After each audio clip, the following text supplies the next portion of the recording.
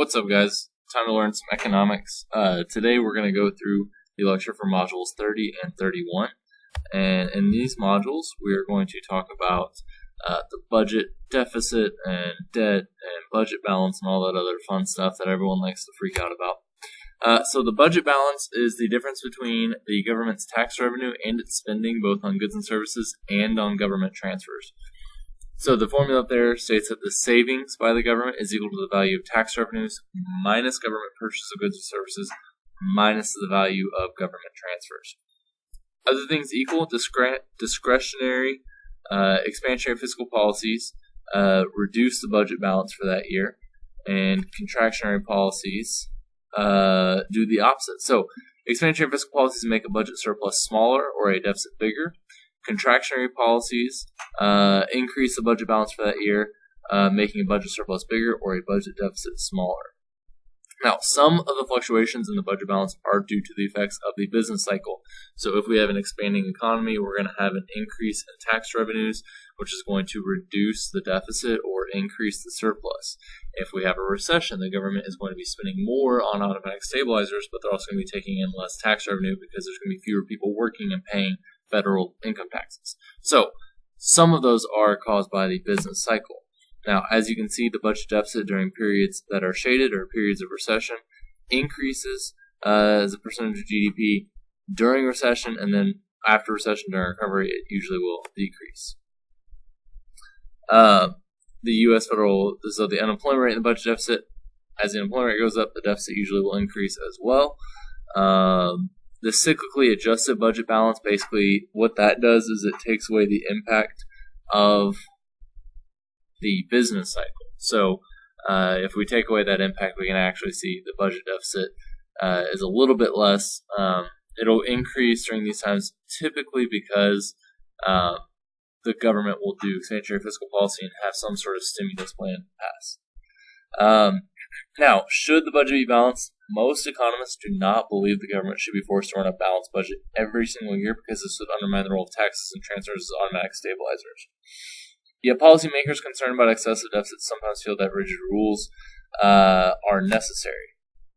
Now, a fiscal year, guys, runs from October 1st to September 30th and is labeled according to the calendar year in which it ends.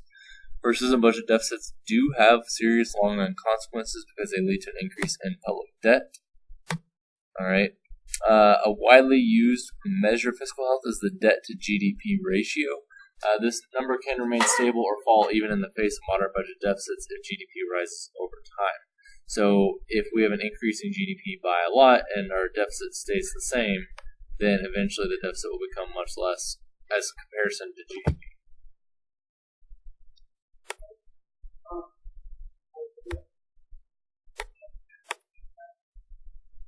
There's a little information about our World War II debt right there for you. So that's the, one more thing to talk about real quick.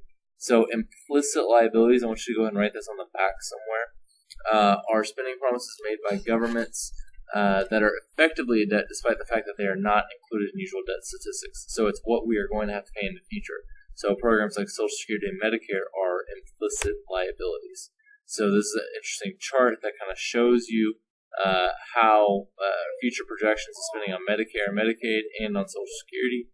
As you can see, we will have to pay these out, right? And the actual amount that we end up paying could vary based on different government programs and who's alive and whatnot. But we count that as an implicit liability because eventually we're going to have to pay for it.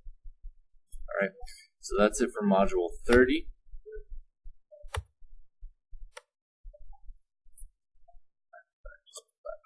Here we go. Okay, so here's the lecture for Module 31. We're going to talk a little bit about monetary policy here and the role that it can have. This should be a review module, so I'm going to go through it pretty quickly. Through an increase or decrease in the money supply, the Federal Reserve can set the interest rate. In practice, the Federal Open Market Committee sets a target federal funds rate. The way that they do that is through open market operations. So they'll adjust the money supply. They'll either buy U.S. government bonds and increase the money supply, or they'll sell U.S. government bonds and decrease the money supply. Either way, that'll be the case. The effect of an increase in the money supply on the interest rate. So go ahead and draw this expansion monetary policy. So, when the money supply increases, that lowers the interest rate.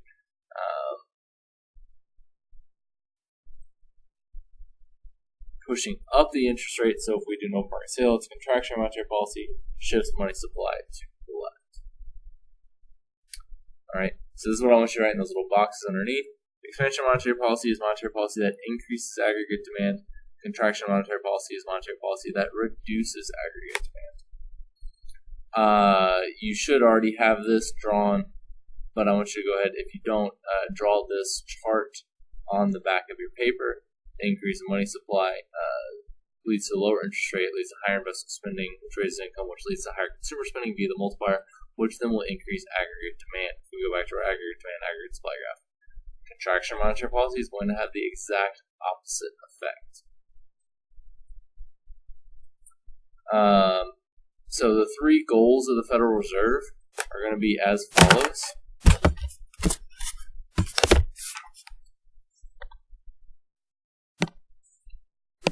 So I'm going to write this down here. 3 goals: price stability,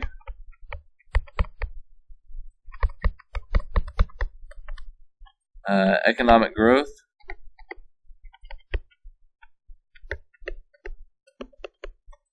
and full employment.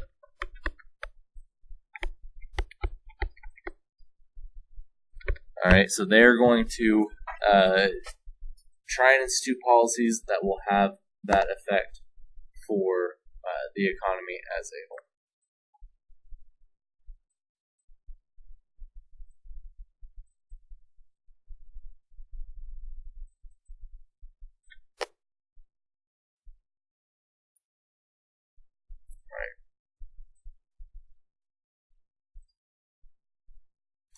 Inflation targeting occurs when the central bank sets an explicit target for the inflation rate and sets monetary policy in order to hit that.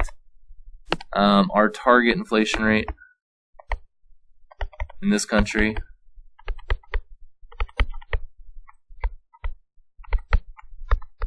is 2%.